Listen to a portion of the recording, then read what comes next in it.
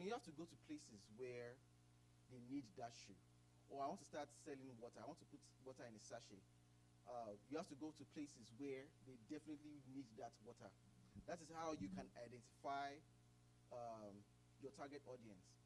There's no other way. You always have to look for where the demand is coming from and assess your competition. So let's say, when an idea comes to you, it doesn't just come to you alone. It comes to a million of people. It just depends on the people that take action. And let's say there are some people that are already established in that business, selling sachet water in that space. You have to see what your competitors are not doing that people need in that place, that you can fill the gap, and then there will be a demand for that. That is how you can also assess your competition. If there is a competition, and if there is no competition, you can just jump in there. But if there's a competition, don't be scared by your competition. Actually, your competitors are one of the biggest assets to almost every business, because when there's a competition and they are actually thriving, it shows there's a market. So if they're not thriving, it's a different case. They have actually taught you not to go there because they are failing. So they cannot really, if we know the human nature, we like variety. We like varieties. So don't be discouraged by the competitor being there, because there are people in that place that have grievances with the competitor, that don't like the competitor any longer, and the only reason why they are there is because that's the only option that they have, right? So even if you find a competitor, that should not deter you. You should do your research and see, is there a gap I can fill? What is my competitor doing that I can do better? How can I take some of my customers of my competitor, because it's not we are not nice when it comes to business. You have to be a lion in the lion's den, right? So what is that thing that my competitor is doing, or what is that thing they're not doing that I need to fill that gap? So that's how you assess the competition and validate your idea. By validate your idea, so before going all in, test your concept through survey and focus groups. So you start small. There's something they call in SaaS, MVP, that's minimum viable product. That product that sends the idea to the consumer, that make them understand the solution you're trying to solve, and it's just enough. It's the minimum. It's just enough to solve that problem. It might not solve every aspect of the problem, but just that small problem, just solving that problem. Just imagine there's a bank, right? Before the advent of technology and phone and all that, but there's a physical bank that always want to receive electrical money, and they don't have the infrastructure for that. We don't have to create the bells and whistles that we have. We don't need to have Zelle, Cash App, PayPal. We just need a way to send the money from my own account to another person's account seamlessly. I don't even need to have any other bells and whistles and having like a different mode of transfer. I want to pay my bill. I just want to send money, right? That's the minimum viable product that can solve that problem. So if you can solve that problem with a minimum viable product, and you see a very good feedback from your customers, you are already validating your idea. If they don't like it, they will let you know, right? You are also validating your idea. You can be validating it for good or validating it for bad. The good is they like it and you continue iterating and making it better. The bad, they don't like it, you can pivot to something else. Even in that same industry, you can pivot to something else, or you can just stop completely and start a whole new business, right? But why this is really important, why it's very important to validate your idea, is so that you don't spend so much time, energy, and resource into something that is not going to sell, because it's a waste of time. Time is that commodity that we can't buy back, right?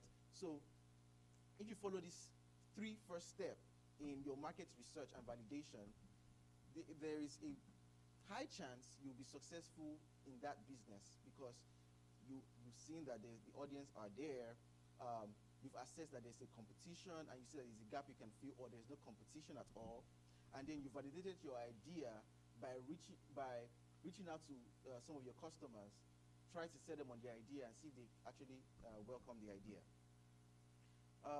The second thing is business modeling and planning. you must have heard people talk about, oh, I have to write a business plan. I have to have a business model. The the foundation of a business plan is to know how you're going to make money, because how nobody wants to sell a product and lose. Like, I don't want to sell. I'm not a charity company, right? We are a for-profit company. Like the church now is charity, so they don't really care about profit. But if you're a for-profit company, you need to find a way to get money.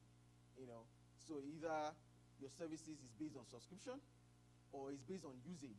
As the person uses the service, they accrue some costs, and you ask them to pay for those costs.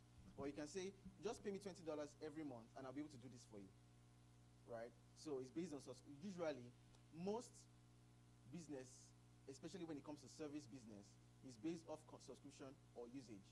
Usage can come in different folds. Like, for example, you pay for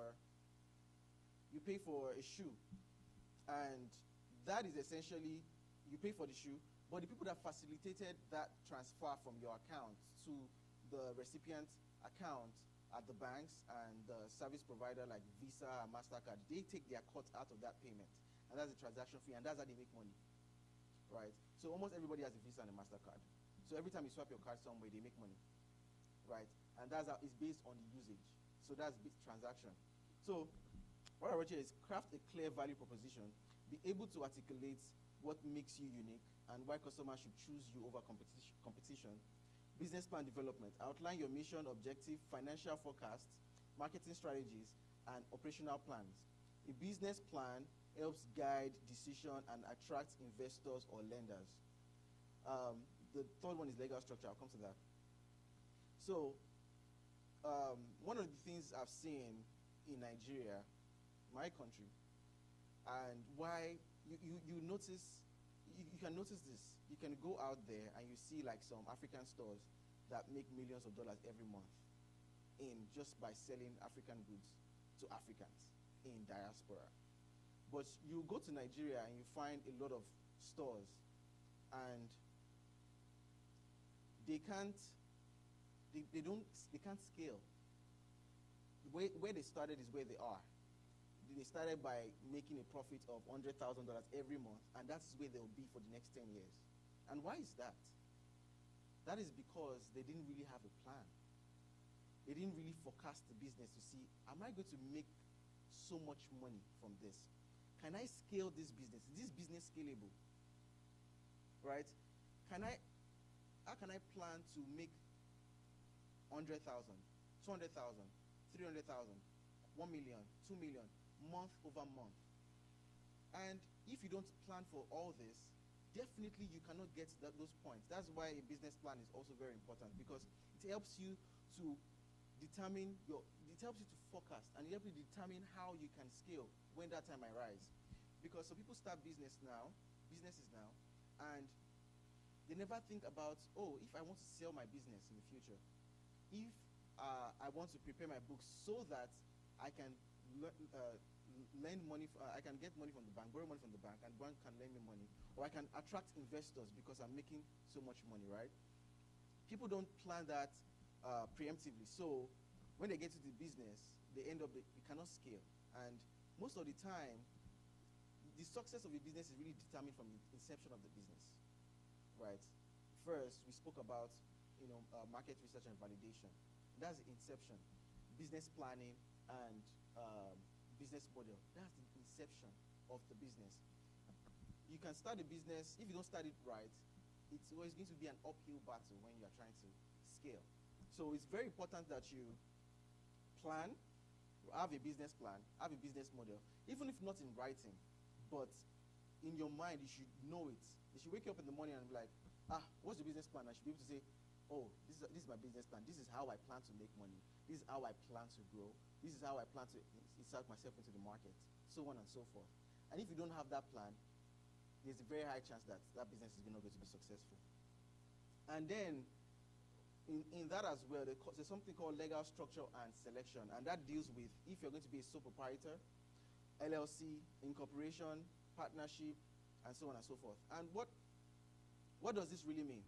What differentiates sole proprietorship from LLC, from S Corp, from C Corporation, from holdings?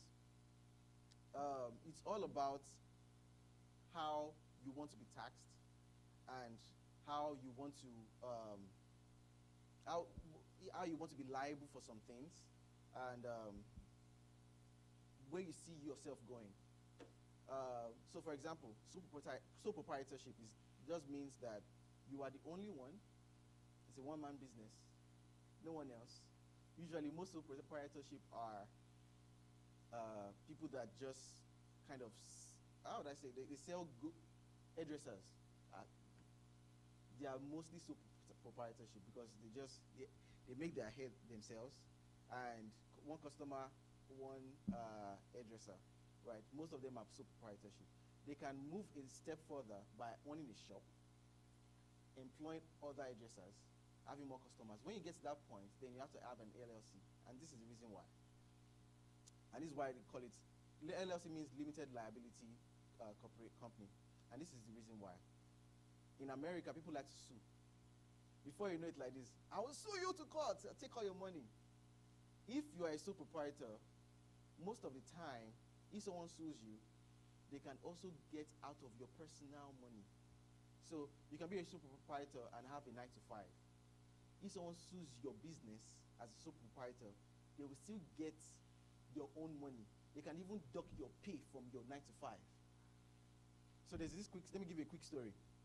There's this hairdresser that has been making hair for this customer for many years, right?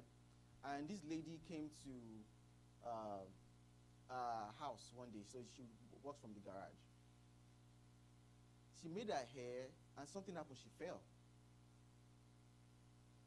She went home and she started feeling pain. So decided to go to the emergency room and got treated, and she racked up a very huge bill. The customer she has known for years, over 10 years, said, I can't pay for this thing, I have to sue you, I'm sorry. And she has a sole proprietorship type of structure. And what happened was that they docked her pay from her own 9 to 5. She was liable personally. But if she had an LLC, what will happen is this. If the company has $5, that is all she's going to get.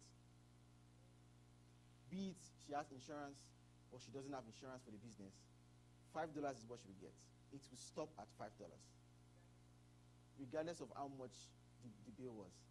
And that's the power of LLC, because it's a limited liability company. The liability stops at the company level.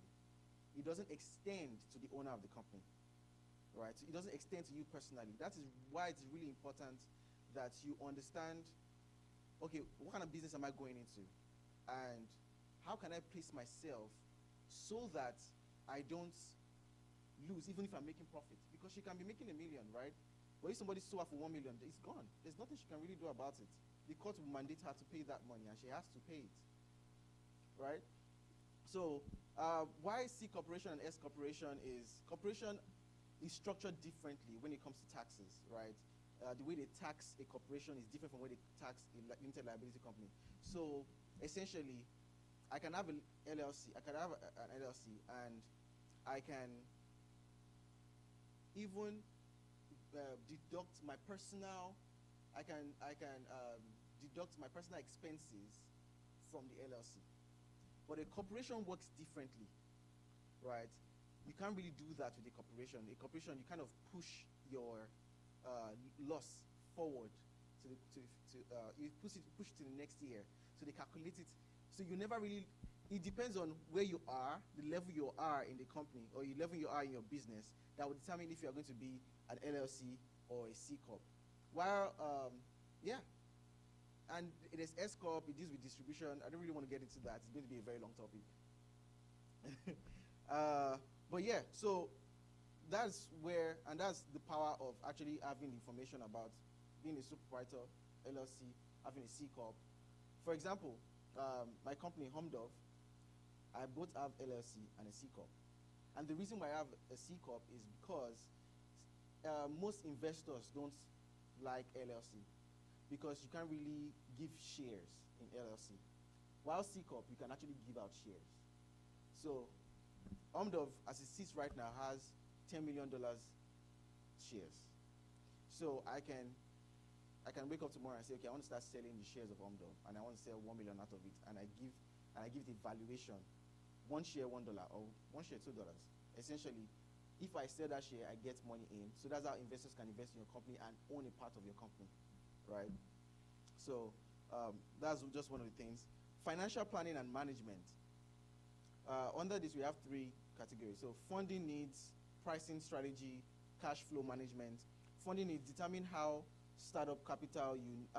much startup capital you need for the product development, marketing, operation, and contingency funds.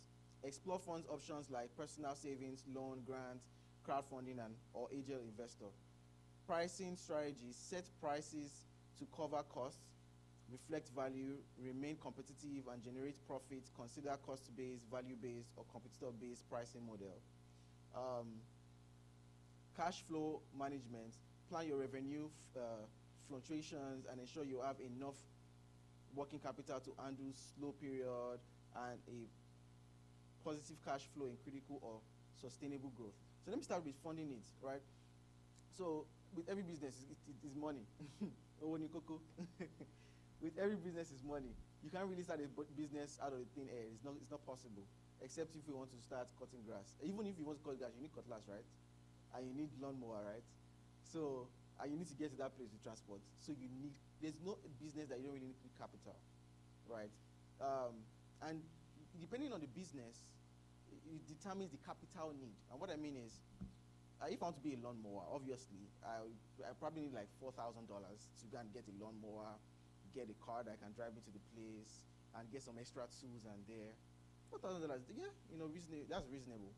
But let's say I want to start a bigger business. I want to start a fulfillment business, right? Like Amazon fulfillment. I need a very big warehouse. I need buses. I need people that can help me load my trucks. That is more expensive, right? I need to pay, like rent this place every month for at least $20,000, put all the tools that I need there, the software I need there to actually function. So that is actually the capital you need for that business from the onset is a lot. So you have to plan, how can I get this money, right? So, and that also brings us back to the structure. So there's no bank that really gives a social proprietorship money, like that kind of money. You have to have like LLC, have some things in place before you can actually get to that point where you get so much cash. And if you have like a C corporation, then you can actually go and meet investors. You have the idea. So there are a lot of startups that will do this, technical startups. They have the idea. They write out the idea. They formulate a plan to how they will execute on that idea, and a business plan to how they will make money. And they go and meet people. See, this is my idea. These are all the things that I'm going to put in place. This is my pedigree. I'm a software engineer. I've been doing this for many years. I've worked for Microsoft. I've worked for Google. I've worked for AWS. I know I can get this done. Please take the risk on me. And many people will cough out a lot of money, right? A very good example is does everybody know OpenAI here? There are some employees of OpenAI that's actually detached from OpenAI and started their own startup. And in 6 months, they got about $5 billion in investment funds on an idea that has not really started anything. They've never written any line of code yet. And do you know why they gave them that money? Because of the pedigree. Because of what they had before they started the business. They know these things. So they could take that risk and give that money. So the next one is pricing. And before I even go to that, so there are different ways you can get money. You can get money from loan, investor, grants. There are a lot of grants. Many times I'll come here and give testimony that they just give me some money for credit towards server costs. I even have a testimony. The one they gave me before has almost finished, and then they gave me another one. So praise the Lord. So those are how you can get money. You can ask from a friend. I can say, Precious, please, can you give me like 500?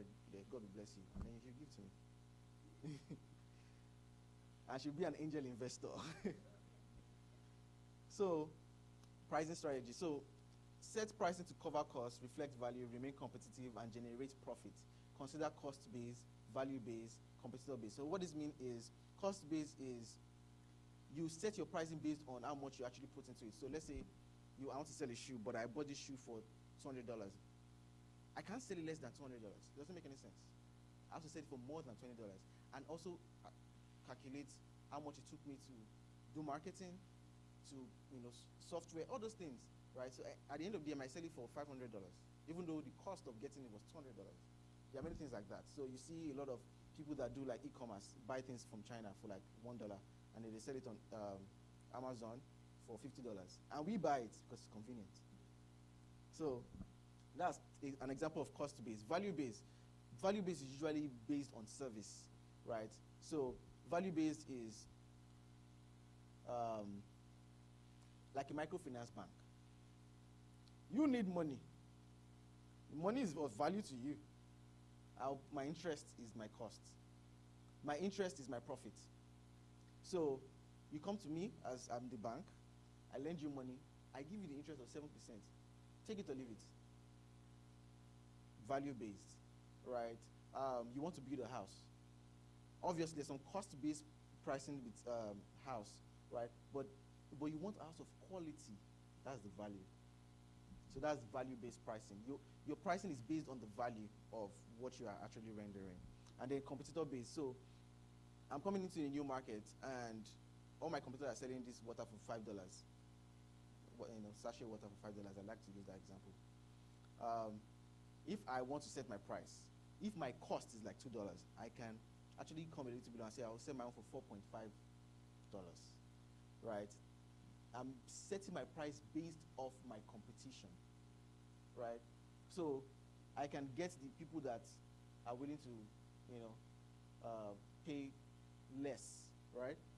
So that's my a very good example. Verizon, AT&T, they render the same service, but T-Mobile, they render the same service, but I'm like, Verizon will come out and say, Mint Mobile. Has anybody seen an example of Mint Mobile? Ryan will come out and say, I'm not like the big four, big something. I set my pricing at $15. People will flock to him. It's $15, right? So that's part of the competitors-based pricing. So the next thing is legal regulation and compliance matter. This does not really affect all businesses. It's just some. This does not really affect all businesses. It's just some. So the first thing is licensing and permit. Not every business needs a license or permit. But example of businesses that need licensing and permit is businesses that deal with food. So if you want to have a restaurant, for example, you need licensing, you need some permit. So if you are starting a business, and if you're not sure, it's easy. You can just go on Google and say, does this business need any license or permit in this state that I am in or federally, right? You find it, license and permit. So identify and obtain all necessary license, permit, and certifications required in your industry and region, right? In your industry and region. So it's region specific. What license I might get as a doctor, right? I want to have a clinic. There's some license that we have to get for Texas that might not really matter to San Francisco. It might not really matter to, California or Oregon, right? So it's very important you know that as well. Intellectual property, consider trademark, patent, or copyrights to protect your brand name, logo, and unique offering. For example, Omdov is trademarked. Do you know why? Because I'm actually going to delve into this much more down the line. Part of your business is your brand. Your brand is your intellectual property. Some people can't really place a value to the brand. Sometimes the brand actually makes the business. For example, think about Coca-Cola. Imagine the same Coke, the same content in a different brand. It's called Shoe Cola. Let's say call it Shoe Cola. You see Coca-Cola and you see Shoe Cola. The same thing. They tell you it's the same thing. Which one will you buy? It's the brand. So you need to protect your brand because someone else can take your brand. If you don't have a protection for your brand, what will happen essentially is that other bad players will set up their own company with inferior products and call it Coca-Cola. They'll put your own logo on there. You don't have any claim to it because you've not protected it. And that's where trademark comes in. Patent comes in invention. So I invented something very brand new. No, the world has not seen it before. I want to protect that. So if anybody wants to use that same invention, they have to give me some money, or I tell them you cannot use it. And that I protect myself because my business is based in that. For example, Tesla let's say, I created this light bulb. I patent that light bulb. No other company can create this light bulb. Only me. Because my business is based in that. Even if my competitor does it better, because of the technology behind creating that light bulb was invented by me, if I patent it, no one can take it from me. Right? And all these things have like the expiration date, but that's for next time. Copyright really works with musicians, right? That's why you know that sometimes you cannot post some music on YouTube, they'll bring down the video. It's to protect the musicians that actually own that music. Because you sometimes, have we ever experienced this, where we have been singing a song all our life, but we never knew who sang the song, right? And at the end of the day, what will happen is, the person that even sang the song is not getting any profit from that. It's someone else that's getting it, because the person maybe put in a very nice package that got to us, right? But if the person has the copyright, that will not happen, right? So that's why intellectual property is very important. Even also, in software, code, right? My code is my intellectual property because it's literally my business, right? Compliance with labor and tax laws, understand employment laws, payroll taxes, sales taxes, and other regulations. If you don't comply with this one, you go to jail. Simple. One thing that is paramount in America is that Uncle Sam wants their money. So if you are not complying with this, they will take you to jail. IRS will come and knock on your door. Sister Precious, give us our money. If you don't give us our money, we'll throw you inside jail. God forbid, that will not happen to you in Jesus' name. So it's very important we understand this. And it also takes us back to the structure of your business. That's why it's very important from the inception of the business, you understand the structure. You understand what you're trying to achieve in the business. So if it's LLC, you have to follow some type of payroll, C corporation, so on and so forth, and the list goes on, right? So the next thing is branding and marketing. I love this, right? A lot of people do this backwards. They start their business before they even remember branding. I think everyone should have a brand, even if you don't have any idea yet. I'll give you a very good example. Imagine someone, I'll call them an influencer because that's like the name they go by. On Instagram, I has 1 million followers, right? And you that just started, today, nobody even know your name. Imagine you guys both come out with the product the same day. Who do you think will sell more? Do you know why? Because they've built their brand over time. They don't really have to sell anything. Branding is all about trust. I want to say this before I even read what I wrote down. Branding is all about trust. When people trust you and like you, they will buy your product, even if it's inferior, even if it's not good, they'll buy it. That's just the truth, right? Let's what's his name? The Rock release the music, a movie today. Even if it's not interesting, we go watch him. Right? That's branding. The Rock is Dwayne Johnson.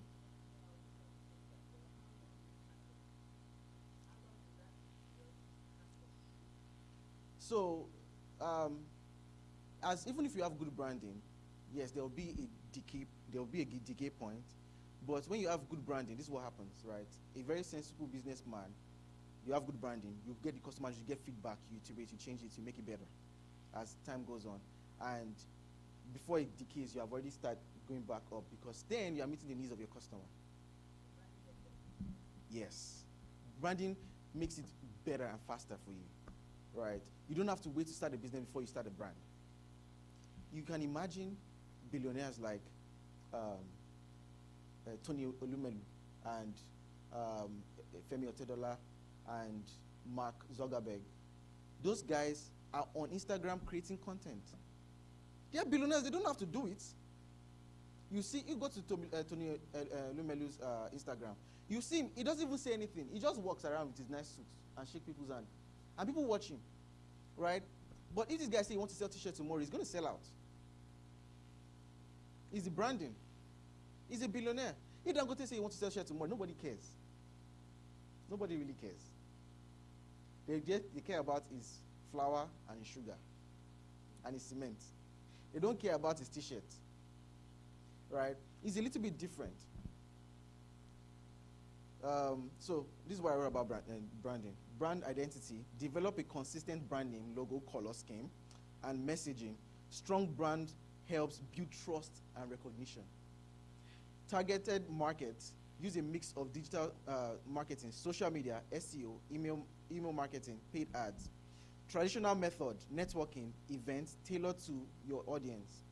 Building customer relationship, focus on exceptional customer service. Engage through feedback and foster a community around your brand. So I've really spoken about the first brand identity. The second one is targeted marketing, right? We all know what marketing is. It's really about, putting your product out there with social media, SEOs, and email marketing and paid ads. But the most essential one is really networking. If you have a business, it's very important you spend some time to network. Not because you're trying to sell anything to anybody, but you can push your business further by word of mouth. The owner of Airbnb, when he started Airbnb, he didn't spend any money really on marketing. He spent most of his business grew by word of mouth. Oh, there's this Airbnb, this thing. Go to this app, you find this house, and then people just started joining. And before you knew it, he blew up, right? And you have to go to like networking events. Just network with different people. Be nice, be kind, speak politely, and people will like you. And they want to know about you. All right, I sell shoes though. I'm like, really? I want to even buy shoes for my daughter. Tell me the website, right? They bought the shoe from the daughter. Their friend saw it. That shoe is nice. Where'd you get it from? It's this website. And that's how it spreads from there, right? But if you're in your house, you're already sitting there by your desk, and you're not meeting people, obviously, other type of marketing strategy will help. But ultimately, networking is very, very important. So don't miss out on networking. Building relationship is still networking. I know you asked a question about the decay, right? After, some people flock to your business because of the hype of it. When you focus on exceptional customer service, engage through feedback, and foster a community around your brand, the decay will not come. You will just continue to go, except, you give bad customer feedback and stuff. All right, operation and infrastructure. A lot of people miss out on this. They don't think about the operation of their business. That's why sometimes they are, what they call it, customer service is bad because the operation is really terrible. So imagine why do everybody really like Amazon?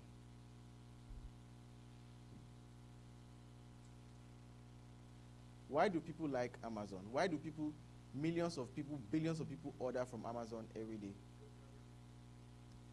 That, yes. What else? That's it. It's very fast. Even without Prime, there are sometimes that is fast.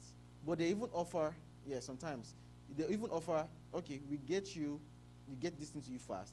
Just pay this extra cost every month. Or annually. It's fast. That's their business. Amazon is not really an e-commerce store. It's a fulfillment business. Because are not Amazon employees. Those products are not by Amazon. They are sold by other people. Amazon is a fulfillment business. They make money from the expediency of their delivery. So, supply chain and vendor. Identify reliable suppliers, negotiate favorable terms, establish robust processes for inventory and quality control, right? So, this is part of what I just wanted. I was coming to this. That's why I started with that. If you have a very good supply chain, you have very good vendors, you negotiate favorable terms with your vendors, and that is, all right, you sell your product on our platform, right, and you take this amount in profit. We just take this service fee from it, and that's it. That's favorable to me. All I have to do is to set my price in such a way that I still make profit. Simple. So It's very important you have a very good supply chain, because I can sell a shirt now, and you order it, and it doesn't get to you in 3 weeks. Obviously, you're not going to order it from me again. You prefer going to someone that can get it to you in 2 days. So, technology and tools. One of the best ways we can actually streamline operation is that we add technologies and different type of tools to our operation, to our company. So imagine in your workplace, you don't have email client, you don't have Outlook or Gmail. How would you send a message to someone? Yeah, you send letter, say, I'm clocking out by 2 p.m. and you send letter by 1 p.m. I expect to get there by 2. Right? So with technology, you can really advance your business. So invest in technology. One of the technology that we can actually invest and leverage now is AI, right? Because it's almost in reasons like people. So there are a lot of chatbots online that will answer your queries even without reaching someone. It saves you money, right? And the customers are happy because they get the answer much faster, right? So invest in technology.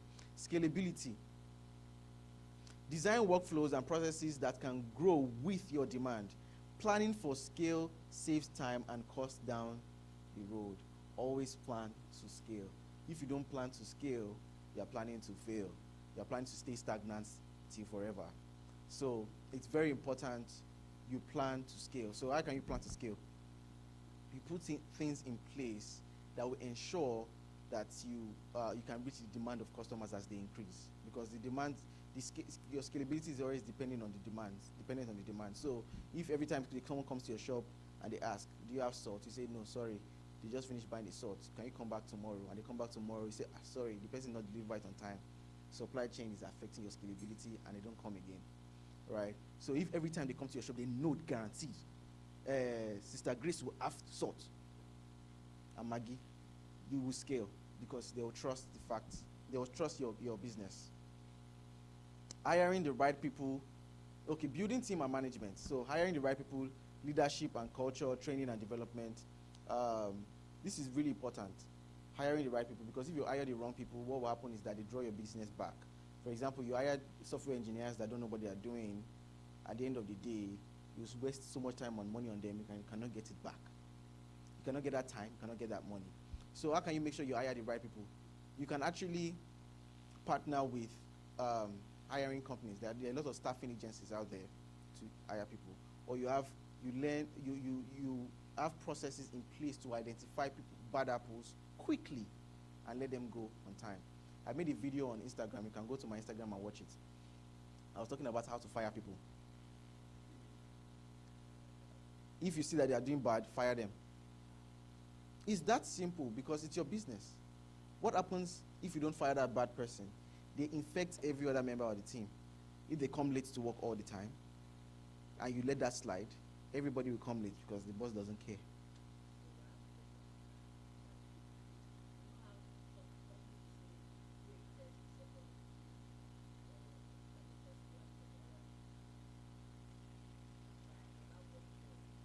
That's a very good question.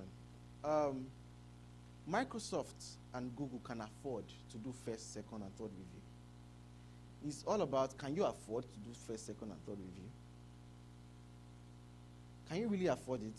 If you can afford it, by all means, yeah, try it. It might actually be beneficial. It's actually good if you do a first review.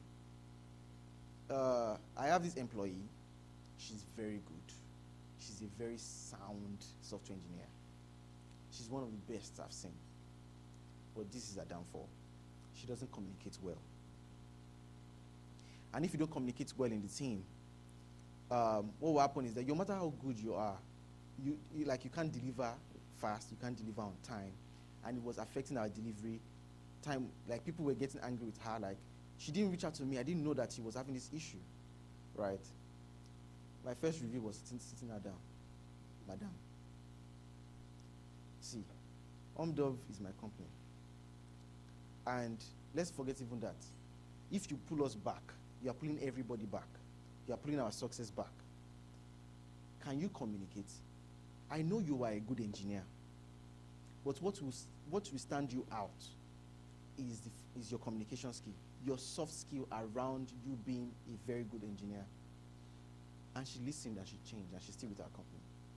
If she didn't listen, she'll be out by the following week, right? It's just that simple. So make sure you hire the right people, and if you find out that you've hired the wrong person, let them go. Leadership and culture. Set a positive, mission-driven culture from the start. Good leadership practice, build trust, accountability, and motivation. I like this. If you are a leader in anything, it's always very good that you lead by example. You set very clear guidelines. I'll use example of father and children, like parents and children. If you don't have any rule, your children will misbehave, and you now start getting angry that they're misbehaving. But you didn't set any rule in the beginning, right? So if you don't have any rule, you didn't set any rule about lateness, you didn't set any rule about not delivering on time, and they don't deliver on time and they're late. You didn't set any rule. You don't expect people to just understand these things. Sometimes common sense is not very common. So you need to set rules and regulation and build a culture. Okay, this is the culture I want. I want a culture of honesty, of openness, right? That's the culture we have at Omdov. We have a culture of honesty. I'll be very honest with my employees. I'll say, see, guys, I'm not impressed with what you guys have done this week. You guys were so very slow this week. And the week that they're doing well, I'm like, see, I'm so excited. Let us do a giveaway on this Friday. And then they'll be so excited. But that's the culture I've set. I've set a culture of honesty. And I have an opened off policy. Whatever the issue is, be it personal, be it professional, come and meet me and tell me about it. Let me know. If you know you're not going to make it to work on time, or you're not going to make it to this meeting on time, let me know about it, or let your lead know about it. And I stuck to it. And now, if anybody needs to leave, they have to let me know, or let someone else know that can actually inform for them, right? So, and that's how you build trust and accountability and motivation. So, one of the things I want to say is, if you have a company and you set something, no matter how difficult it might be, don't waver. Stay in it. For example, at Omdov, we have meetings every Friday at a specific time. It doesn't change. And I make sure that everybody joins that meeting. If you don't join that meeting, you get queried. Even when I can't join the meeting, even if I'm driving, I will join it while driving. If I have to push it by, maybe I'm having a meeting at my personal job, if I have to push it by 5 minutes, I'll push it. I will inform them on time. I will push it and apologize profusely when I get into the meeting. But that Friday meeting, we must have it. Nothing changes, except it is holiday. So that way, if just imagine I'm the lead and I don't really join the meeting, like I cancel the meeting out of the left, and meetings don't hold for different reasons. The time I'm in the meeting, I can't really hold anybody accountable and say, why didn't you join the meeting? They'll literally tell me, you didn't join the meeting last week too.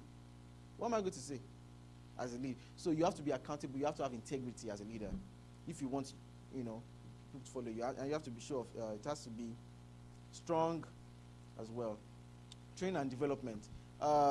It's not everybody that have to deal with this one, but if your business deals with some things that you have to train other people, you have to actually make time to train them. If not, they don't know what they are doing. It's just that simple. It's in the name.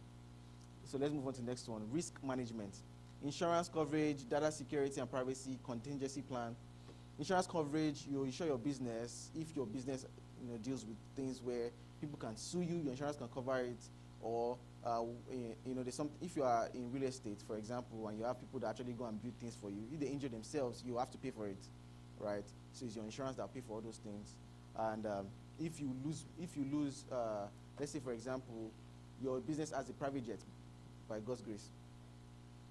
It has a private jet. If anything happens, the insurance will cover it. There are very big companies that actually have insurance for the executive, because if anything happens to them, insurance will cover the loss they get from that event, right? May so rest in perfect peace. The CEO of United Health died, right? I'm 100% sure that guy has an insurance, and any backlash that they get from that, the insurance will cover it, right? Data security and privacy. You've heard about banks that hackers get into their system and ask for ransom. That alone, right, will deter their customers, because like, wow, my information is out there because of you, right? The customers can sue and they will win, right? So it's very important that you put things in place for risk management, contingency plan. If this happens, what can we do? If you are in Nigeria and your business is very heavy on electricity, if they take lights, do you have generator? If fuel is scarce, do you have reserve? So it's very important you have risk management. Networking and mentorship. Industry association and group, join local businesses, network or industry specific association, or gain insights, find mentors and discover. It's very important. I spoke about networking, right? It's very important you go into networking. And some of the things you can actually benefit from networking is that you find people that are in the space that you are going into, and they can mentor you in that space. They can help you along. You don't have to spend so much time or make those mistakes that they've made. You learn. People say experience is the best teacher.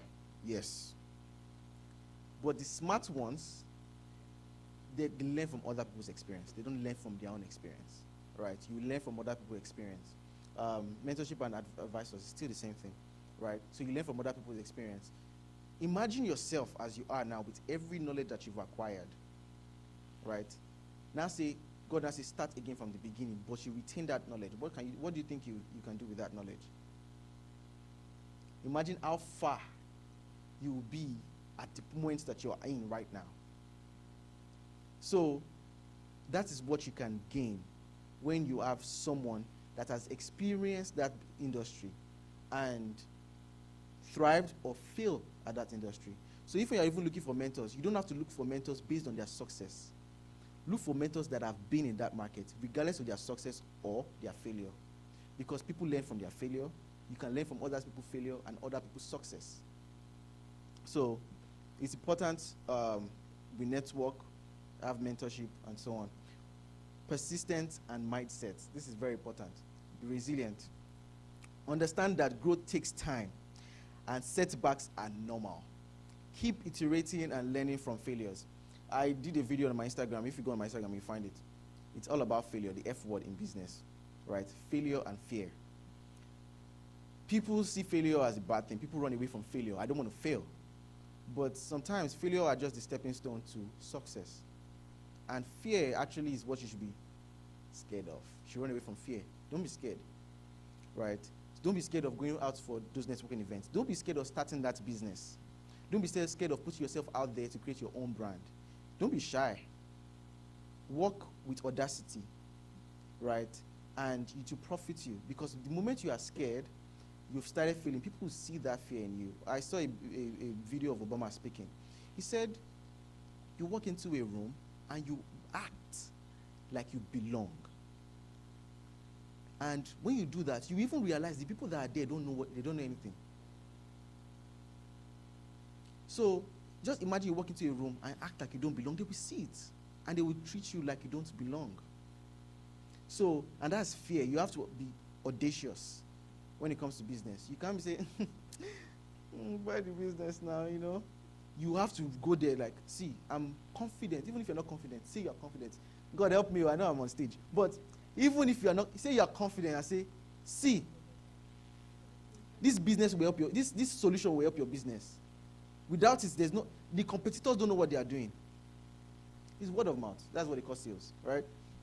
So continuous improvements, regular visits, regularly revisit your business plan, market assumption and operation, and stay adaptable and be ready to pivot at any time. So imagine a business that was thriving before COVID, and COVID happened. Just imagine they stuck with what they were doing before. They will definitely fail.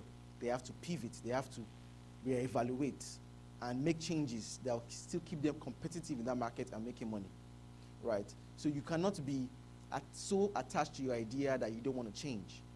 Everything changes. Even you, from when you started business to the point that you are in, you are forever changing, right? So your business over time will change. When Amazon started, they started as a book, just to sell book. But now they are much bigger than that. There's AWS, which deals with cloud services, and many, many more, right? So be open to change in the business. Be open to pivoting to something different, to something new, because you have to continually improve. People get bored of some things, right? That's why you see, when Microsoft started their company, the website that they had then is not the same as the one they have now. They always change it. They always make it look brand new. So people keep coming to the business. So you always have to change. Let's say, for example, you painted this place red before, and now everybody's so used to the red. Now you change to green, right? Those minimal, tiny things that you are doing will make sure that you stay competitive. Sometimes your product is the same as your competitor's product, exact same thing, the same thing, they will get it, but you just package your own a little bit nicer. You will sell past your competitor. Your competitor will never understand. Now the same thing with the sell. Now nobody the same thing with the sell. That they'll be saying, right? But because your own packaging is a little nicer, you are improving on what they had, right? Is key. Long-term vision. Keep your end goal in sight. A clear vision helps maintain focus and motivation, even during tough time. Yes, long-term vision. So you have a long-term vision for your business, and that helps you in scaling. That helps in making decisions for your business, right? So sometimes you're like, how can I make decision? Your long-term goal will help you in making better decisions, right? So you don't get derailed. Sometimes you don't get derailed by the market. You don't get derailed by other people. You stay focused on your vision.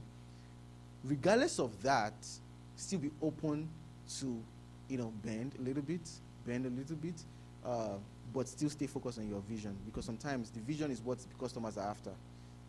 If you are a cybersecurity company and your vision is to make sure that every product that is under your product is secure and well protected, you don't want that vision to change. You don't want to change to something that let people come in, right? I want to start selling people's information because you can get more money from it. So that's the end of my presentation. But I want to buttress a point. It's very important. Out of everything I've said, one of the things I would like everyone to take home today is branding. Don't see branding as a push aside. So most of the time, branding is the business. Make sure you invest in your own personal brand before you even invest in the business itself, because your personal brand promotes the business. People are invested in people, not in things, right? So imagine two different hairdressers. They make the hair well, but one person is nicer. One person, the house is clean, or the place is clean. They are invested in people, not just what they provide. They have good customer service, right? People can associate themselves with a good brand, right? This brand is not associated with something of nothing negative, right? This brand, now that's why now you see almost every company say we want to be carbon neutral. Do you know what that means? They want to associate themselves with something good, right? So people say, okay, I don't want to associate myself with factories that use child labor. They want to associate themselves with something good. That's brand. That's all branding. So it's very important that we make sure we have good branding. Some people start late, but it's never too late. You can start anytime. You can start young. You can start old. In business, there's always risk, right? But if you do everything right, you reduce your risk, right? So you want to start on time if you have plans to start any business. You want to start on time. So it's not when you're 50 or 70, you don't start business, you're not going to come. It's just the truth. So thank you so much. That's everything. If you have questions.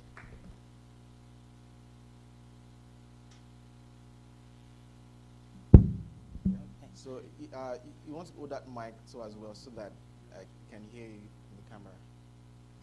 Yeah, so both mics. All right, thank you so much. Please, before you leave, I want to find out if anyone has questions in the house. Any questions in the house? Okay, we have a question.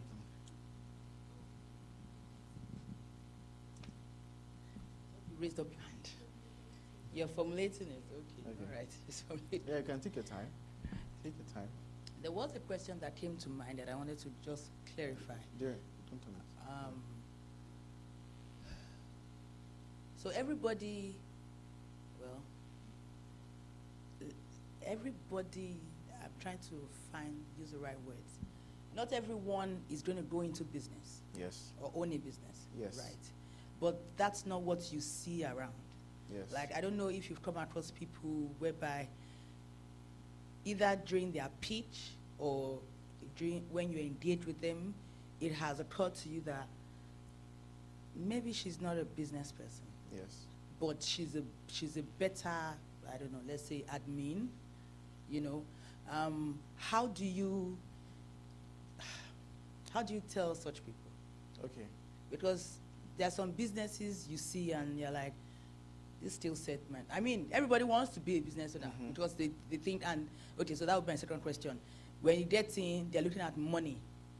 And then some of them don't make the first year, maybe because, so I guess that's two different questions. So you know someone that maybe that's not really her calling, but how do you, so that I don't look like Yeah. you're not like cussing her and saying business is not your still, but you can tell. And then the second one is for businesses that start up and they fail within a year.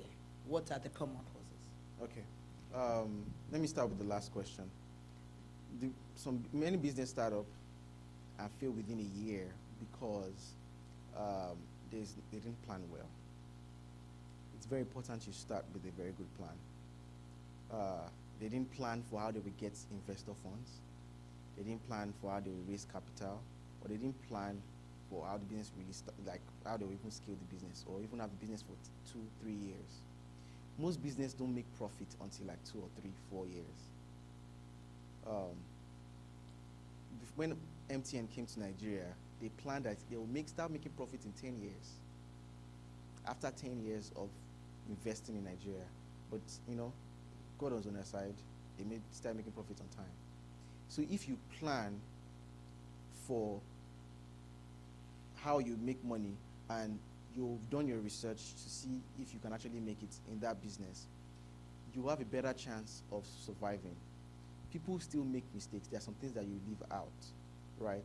But you reduce that amount of risk. So, example myself, I started Dove 2 years ago.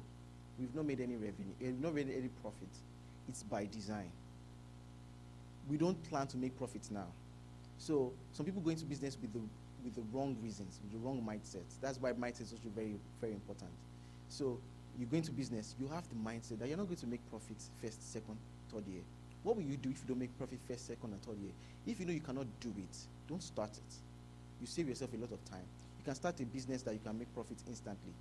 Most reasons that you make profits instantly are business that deal with goods. I buy something, I sell it to you, I get my profits. I buy another thing, I sell it to you, I get my profits, right? So see what type of business you have or you want to get into before you start it. Plan for when things don't go right and see do you want to pivot? Pivot. My belief is that everybody and anybody can start and own a business. But equipping yourself with a lot of information and having the right people around you will make sure that even the skill that you're not good at, you find somebody that can buffer that, fill that gap for you. So if your skill is admin and you are dealing in a business that doesn't really need admin, okay, let me start like this. Know who you are. If I'm a technical person, I start a technical business. I'm not really marketing and sales. I will find people that are in marketing and sales. Either they are my co-founder or I employ them and then they'll push my business for me. But I'll focus on my strength, right? I understand that because I know myself, right? So most times before you start a business, because your business will test you, trust me. If you are impatient, your business will test you, right? So you want to make sure that you know yourself before you start. So when you start, you are not confused by what is happening. So, the best thing you can tell the person is that your business is good, though, but I think you should find somebody that can fill this gap for you. because one of the things that make CEOs, one of the best CEOs, or one of the things that makes CEOs make a lot of money is the fact that they can delegate efficiently, right? You can code, you code. You can talk, you be our public speaker. You can run, you run for us, right? So you want to make sure you delegate well based on the strength of the people that are around you.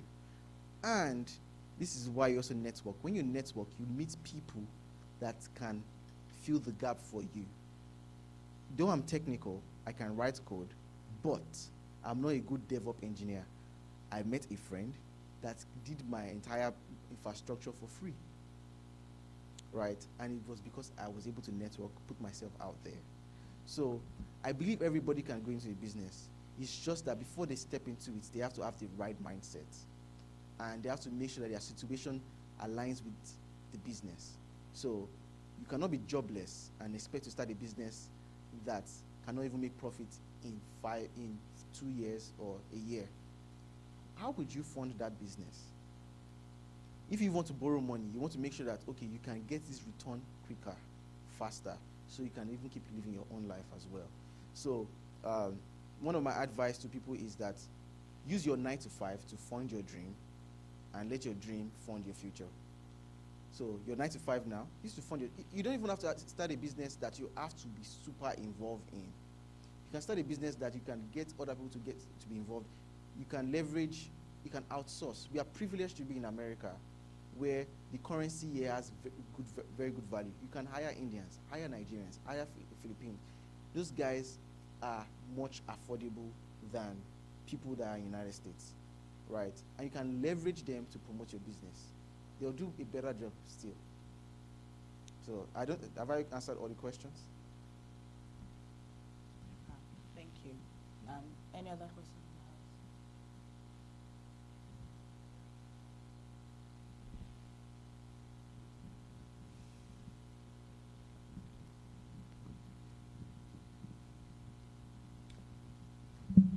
Okay, thank you very much, Brother Dami. I want to ask, so regarding the things that we're supposed to know, I know there are quite a number of them.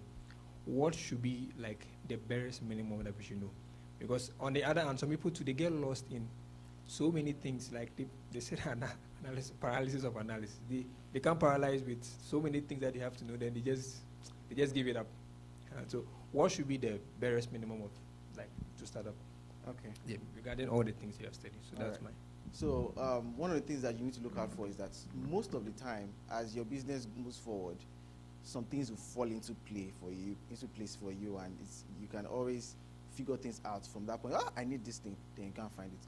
But the barest minimum of knowledge is that at least if you don't even know or understand in depth what that thing is, understand on the surface majority of the parts. Understand, okay, I know I need to have a business formation. I don't have to know whether sole proprietorship, LLC, C corporation, S corporation.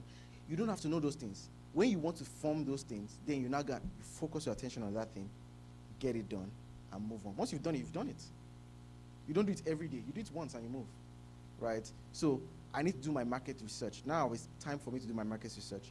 Spend time, learn about the market research, do that thing in that time, and then move on, right?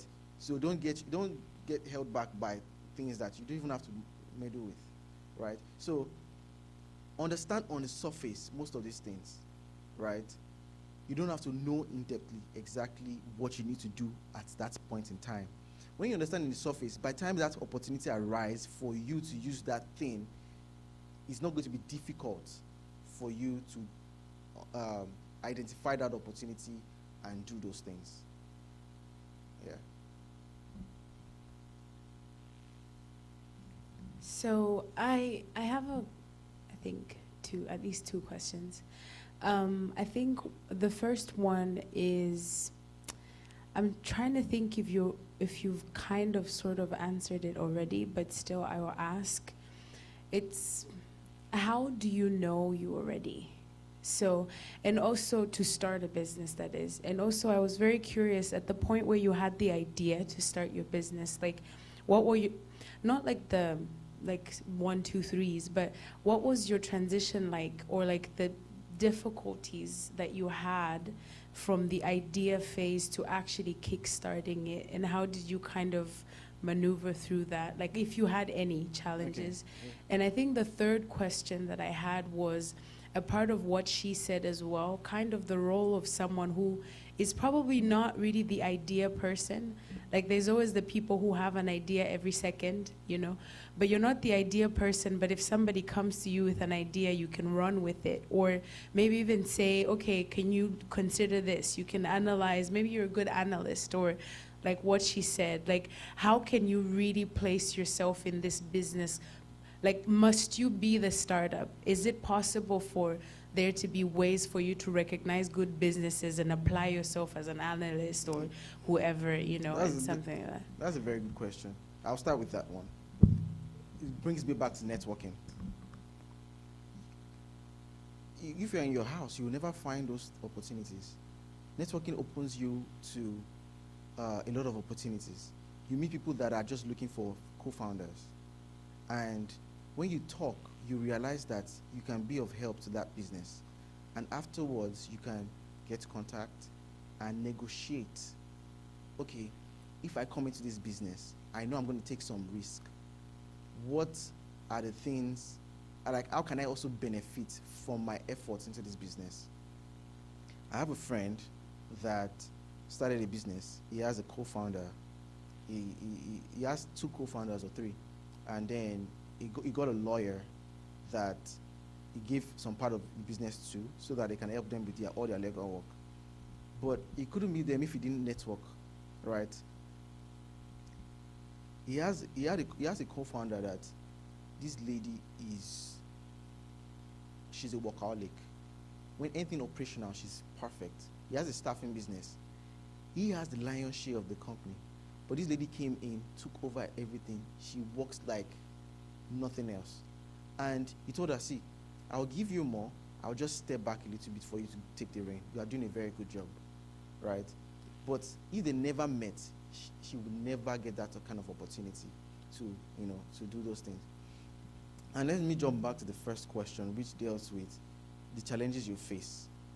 One of the things I tell people is that you are never ready to start a business.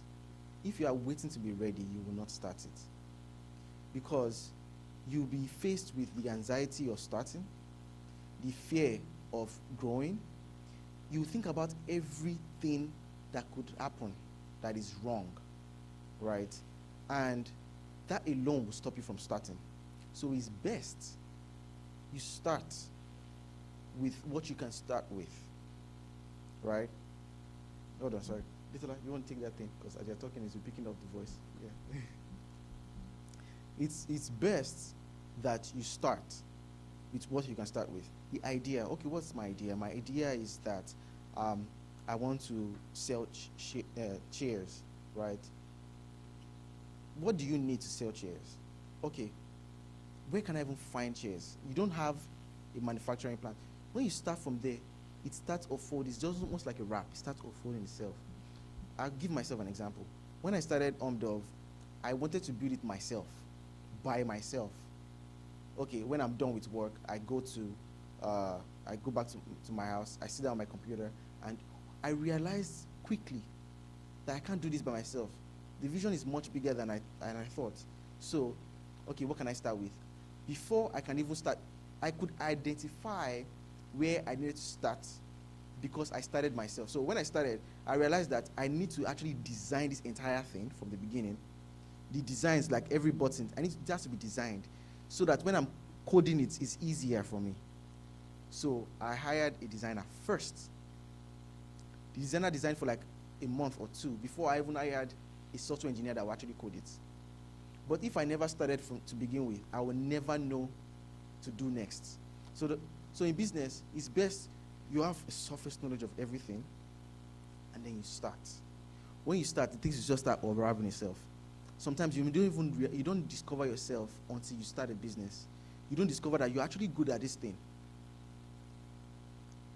True story. Many years ago, I can't hold this mic and speak. I'll hold my. I'll be shaking. But after a while, I realized that I can actually do this when I started, and I enjoy doing it. I enjoy teaching. I enjoy talking to people, right? So I go to different networking events, and I will start standing, and I'll talk to different people and have a very good conversation with them. I realized I'm actually good at that. So I started building my own brand. Now I sit down in front of my camera in my house and talk about different topics. People like it. You don't like it, it's fine. Just watch it. Right? But it started from there. I wouldn't have been able to do that if I didn't even start my business and I didn't discover myself. Yeah. So it's best you try, you start, you fail, than not to start.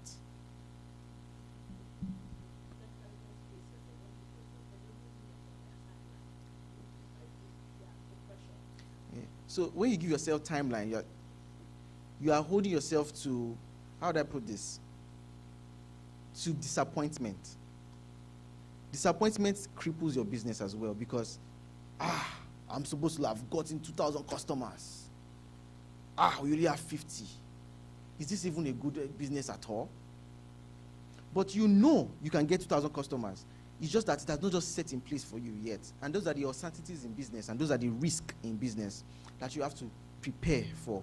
But if you give yourself a very strict timeline, there are times where you give yourself timeline in business, but overall, if you give yourself a very strict timeline, you are setting yourself to you're setting yourself for disappointment, and it affects the business. So see it as a baby. Okay, I want this baby to start talking by 1. If it doesn't start talking by 1, you throw the baby away. You understand? But that baby will eventually talk. That baby will eventually go to school. Eventually go to school and graduate and be someone in life. But if you say, this baby know they walk. At age 1, you're disappointing me. Oh yeah, get out of this house. You have actually destroyed the potential of that baby before the baby even got to the point where they can actually become something. So just see your business like that.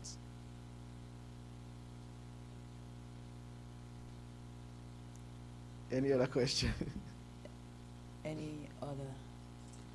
Okay, I think we're about done. So, House, please help us appreciate our speaker because he has done us a good service. Before you go, we'd like to pray for you because we don't take this knowledge for granted. These are seeds that you have sown, and one day to germinate. Yes, we are not going to throw away the baby in 1 year. So let's stretch our hands to our speaker. Let us ask that the Lord will bless him. He started from somewhere, and God has brought him this far. But this is not even the scratch of, he has not scratched the surface of where the Lord is taking him. We're going to ask that the Lord will strengthen him. He talked about challenges, and he doesn't even know what will be in front of him. But one thing we're asking that the Lord will carry him, and the Lord will protect him. That for the Lord's honor, he will defend and protect him in the name of Jesus.